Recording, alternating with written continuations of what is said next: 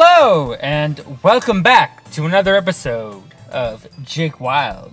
Today, we are continuing the playthrough of Doki Doki Literature Club. Where we last left off, some bullshit happened, obviously. And now we are continuing. So, hi again, McFluke and Bob. Glad to see you didn't run away on us. Nah, don't worry. This might be a little strain for me, but I at least keep up my word. Well, I'm back at the Literature Club. I was the last to come in, so everyone else is already hanging out. Thanks for keeping your promise, McFluke and Bob. I hope this isn't too overwhelming of a commitment for you. Well, you look rather,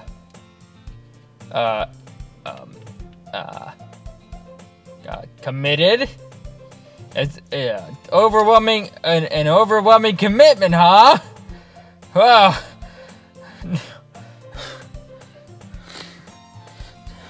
no? Making you dive headfirst into literature club when you're not accused to is something. Oh, come on! Like he deserves any slack. Sorry told me you didn't even want to join any clubs this year. And last year, too. I don't know if you plan to just come here and hang out or what. But if you don't take us seriously, then you won't see the end of it. Nasuki, you certainly have a big mouth for someone who keeps her manga collection in the club room. Nasuki finds herself stuck between saying Monica and manga. Manga is literature! Swiftly defeated, Nasuki plops back into her seat. I forgot who was sorry. That's sorry. Don't worry, guys. McFluke and Bob always gives it his best, as long as he's having fun. He helps me with busy work without me even asking. Like cooking, cleaning my room. How dependable. You're still, yeah. It still looks like you... Why are all of your cheeks blushing? Look at this. What the fuck? Sorry, that's because your room is so messy. It's distracting. And you almost set your house on fire once. Is that so? You two are really good friends, aren't you? Yes, we are friends. I might be a little jealous. How come? You and McFluke and Bob can become good friends too. There's so much wrong with this.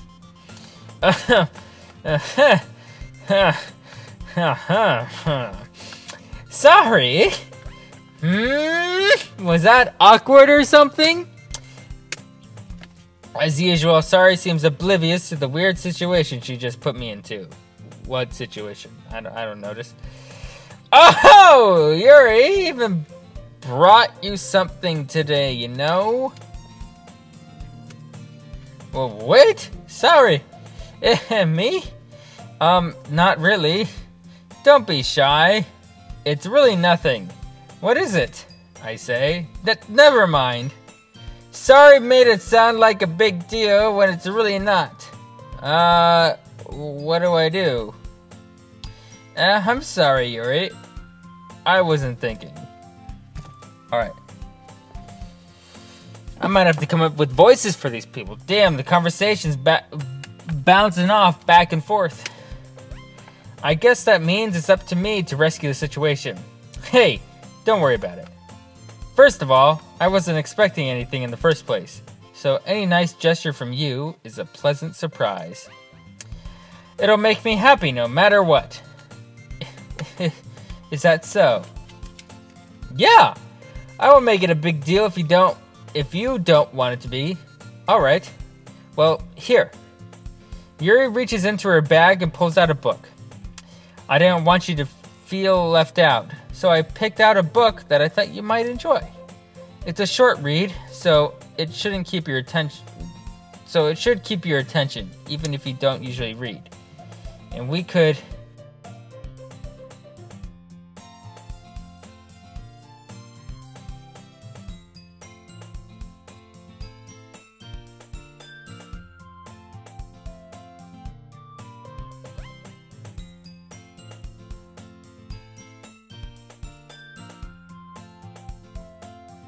How is this girl accidentally being so cute?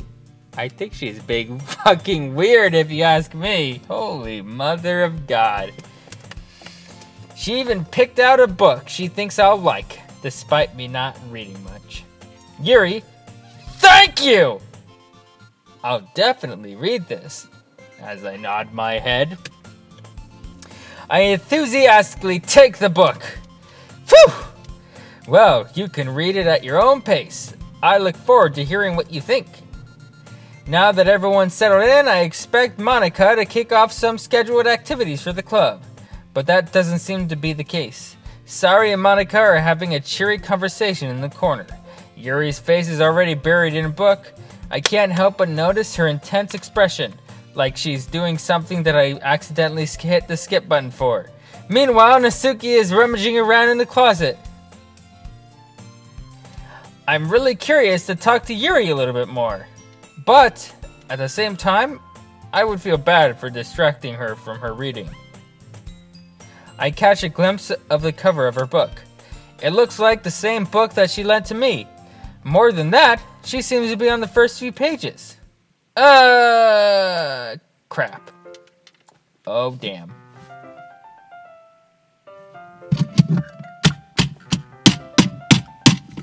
Drinking time.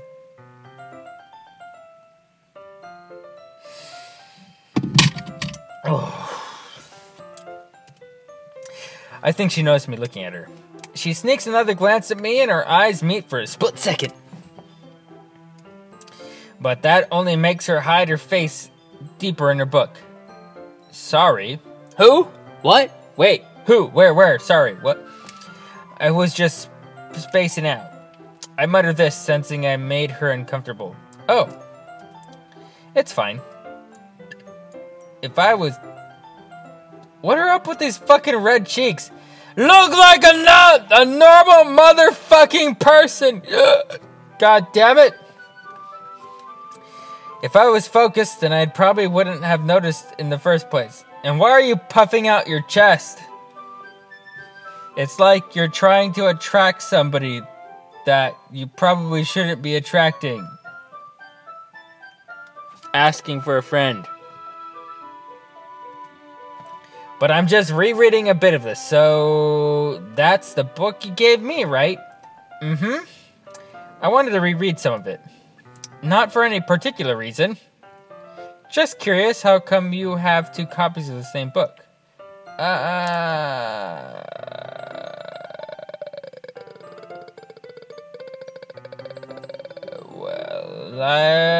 When I stopped at the bookstore yesterday... that's not what I meant. I mean, I just happened to buy 2 of them. I see. There's something fairly obvious here that Yuri isn't telling me. But I decided to let it go. Do I? Do I personally decide to let it go? I'll definitely start reading it soon. I'm glad to hear. And once it starts to pick up, you might have a hard time putting it down. It's a very engaging and relatable story. Is that so? What's it about anyway? Well, Yuri closes the book and scans her eyes over the back. The book is titled Portrait of Markov. There's an anonymous-looking eye symbol on the front cover. Alright, I just wanted to make sure I don't accidentally give anything away. Basically, it's about this girl in high school who moves in with her long-lost younger sister.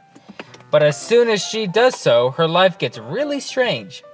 She gets targeted by these people who are escaped from a human experiment prison. And while her life is in danger, she needs to desperately choose who to trust. No matter what she does, she ends up destroying most of her relationships and her life starts to fall apart. That's kind of dark, isn't it? Yuri made it sound like it was going to be a nice story, so that dark turn came from nowhere. Well, it's Yuri, so. Aha! Ha ha! Yuri gently giggles all of a sudden. Are you not a fan of that sort of thing, McFluke and Bob? No, it's not that. I mean, I can definitely enjoy those kind of stories, so don't worry. I hope so. Yeah, I totally forgot that Yuri is into those things. She's so shy and reclusive on the outside, but her mind seems to be completely different. It's just that those kind of stories, they challenge you to look at life from a strange new perspective. When horrible things happen, not just because someone wants to be evil, but because they have their own goals, on their own philosophy that they believe in. Then, suddenly, when you thought you related to the protagonist, they're made out to be the naive one for letting their own-sided morals interfere with a villain's plans. I'm rambling, aren't I? I mean, yeah, I'm struggling to keep up with what you're saying. Not again. I'm sorry. Hey, apologize! I have lost interest in everything. Well, I guess it's alright then. But I feel like I should let you know that I have this problem. When I let things like books and writing fill my thoughts, I kind of forget to pay attention to other people. So I'm sorry if I end up saying something strange. And please stop me if I start talking too much. I really don't think you need to worry. That just means you're passionate about reading. The least I can do is listen. It's a literature club, after all. Oh my god! A guy that thinks about common sense! How rare. That's true. In fact, I might as well get started reading it, right? You don't have to. What are you saying? Just a moment ago you said you were looking forward to it. Let me just get the book. I quickly retrieved the book that I had put into my bag. Alright, it's fine I sit here, right? I slip into the seat next to Yuri's. Yeah? Are you sure? You seem a little apprehensive. I'm sorry. It's not that I don't want you to, it's just something I'm not very used to. That is, reading in company with someone. I see. Well, just tell me if I end up distracting you or anything. Wink, wink. Alright. I open the book and start the prologue. I soon understand that Yuri means about reading in company.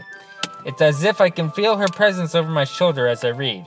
It's not a particularly bad thing, maybe a little distracting, but the feeling is somewhat comforting. Yuri's in the corner of my eye. I realize that she's not actually looking at her own book. I glance over. It looks like she's reading from my book instead. Sorry! I was just... Yuri, you really apologize a lot, don't you? I do? I don't really mean to. Sorry. I mean... Here, this should work, right? I slide my desk until it's right against Yuri's, to the point where we're sitting right next to each other, where we can feel each other's presence right next to each other. Then hold my book moored between the two of them. I suppose so. Yuri timidly closes her own copy. Once we each lean in a little bit, our shoulders are almost touching. It feels like my left arm is in the way, so instead I use my right hand to hold the book open. I guess that makes it kind of difficult to turn the page. Here. Oh, look at this. It's a picture.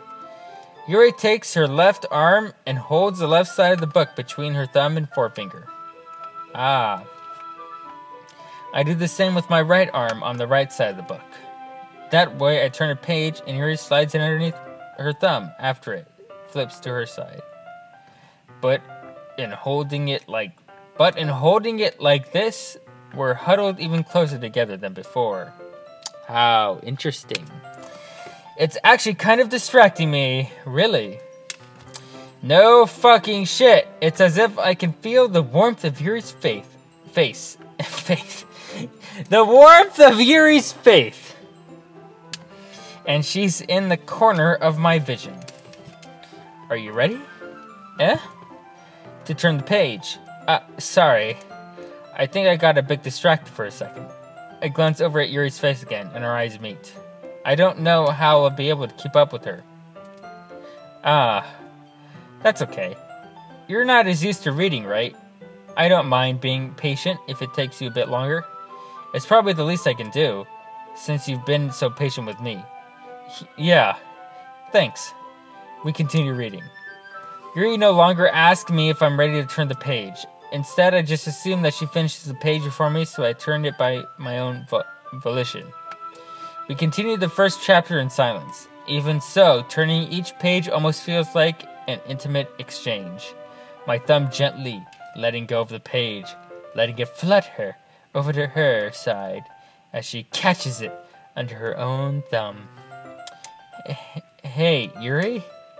This might be a silly thought, but the main character kind of reminds me of you a little bit. You think so? How does she?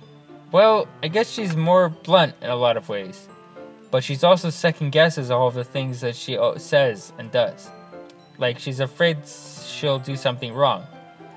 It's not like I can see into your head or anything, but they're kind of reminiscent of some of your mannerisms. I see. And here we are. He remains silent for a moment. But McFlickenbob, that's probably a terrible thing to have in common with her. That's so embarrassing that you think of that. What? I didn't mean it in a bad way or anything. Sorry, I really didn't know you were self-conscious about that sort of thing. I guess I more meant that it's kind of cute. Oh God. This is gonna only end well.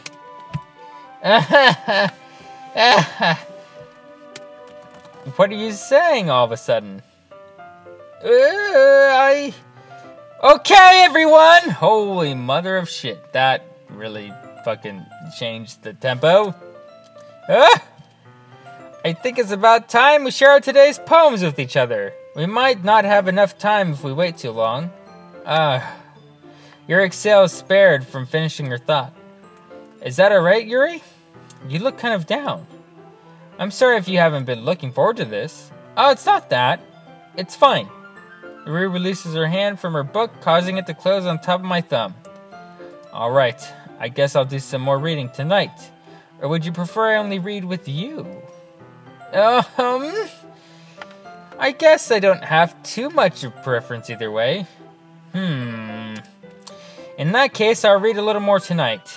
It'll be more fun to read with you after it picks up a bit, you know? That's good reasoning. In that case, feel free to finish the first 2 chapters in your own time. Alright. I stand up. I make a mental note of where I left off in the book, then slip back into my bag. By the way, did you remember to write a poem last night? Yeah. Duh. My relaxation ends. I can't believe I agreed to do something so embarrassing. I couldn't really find much inspiration, since I've never really done this before. Well, now that everyone's ready, why don't you find someone to share with? I can't wait! Sari and Monica enthusiastically pull out their poems. Sari's is on a wrinkled sheet of loose leaf torn from a spiral notebook. On the other hand, Monica wrote hers in a composition notebook. I can already see Monica's pristine handwriting from where I sit. Natsuki and Yuri actually reluctantly comply as well, reaching into their bags. I do the same myself. Who should I show my poem to first?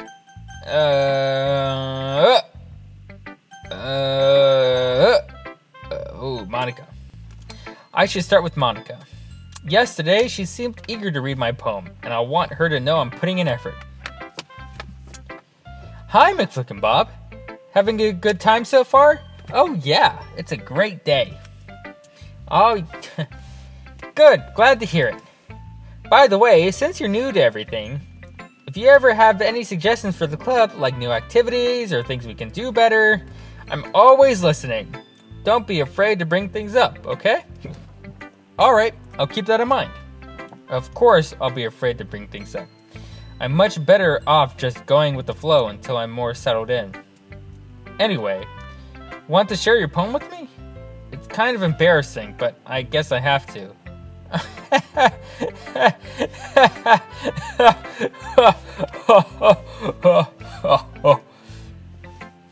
Don't worry, McFlickin' Bob. We're all a little embarrassed today, you know?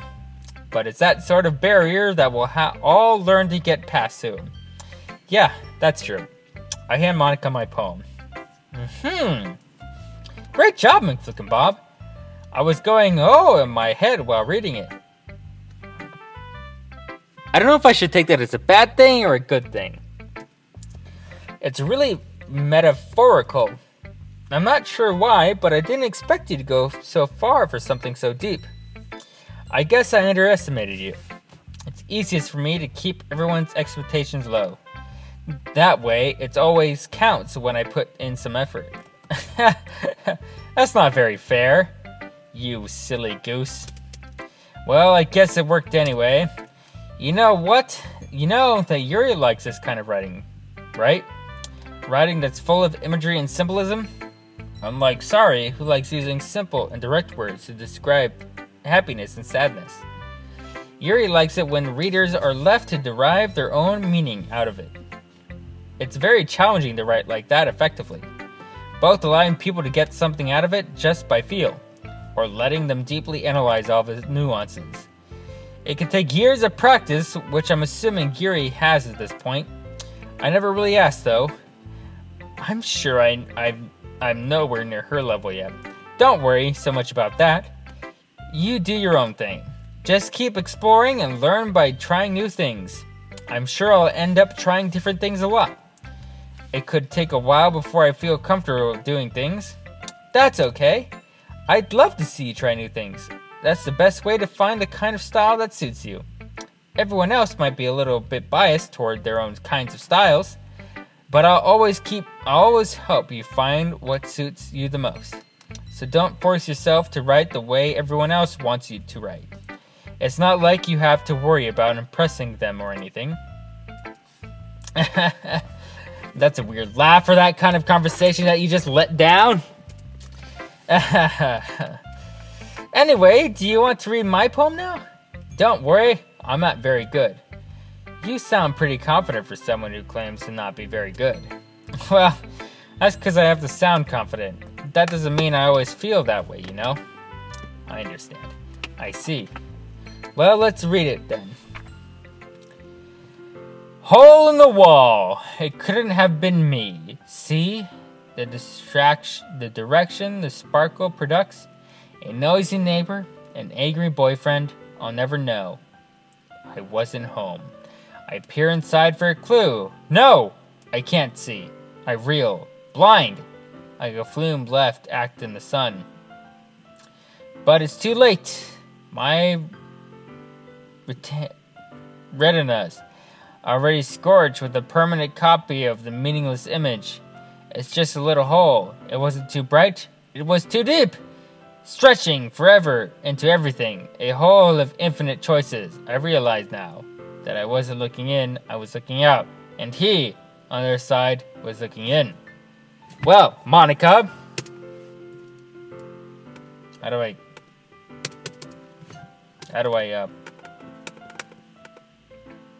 so, what do you think? Well,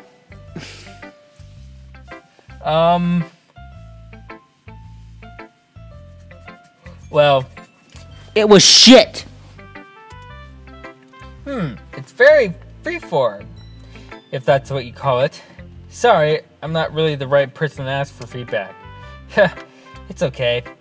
Yeah, this kind of the style has gotten pretty popular nowadays. That is, a lot of poems have been putting emphasis on timing between the words and lines.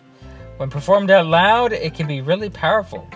What was the inspiration behind this one? Well, I'm not sure if I know how to put it. I guess you could say that I had some kind of epiphany recently. It's been influencing my poems a bit. An epiphany? Yeah, something like that. I'm kind of nervous to talk about deep stuff like that because it's kind of coming on strongly. Maybe after everyone is better friends with each other. Anyway, here's Monica's writing tip of the day. Sometimes when you're writing a poem or a story, your brain gets too fixated on a specific point. If you try so hard to make it perfect, then you'll never make any progress. Just force yourself to get something down on paper and tidy up later. Another way to think about it is this. If you keep your pen in the same spot for too long, you'll just get a big dark puddle of ink. So just move your hand and go with the flow. That's my advice for today. Thanks for listening.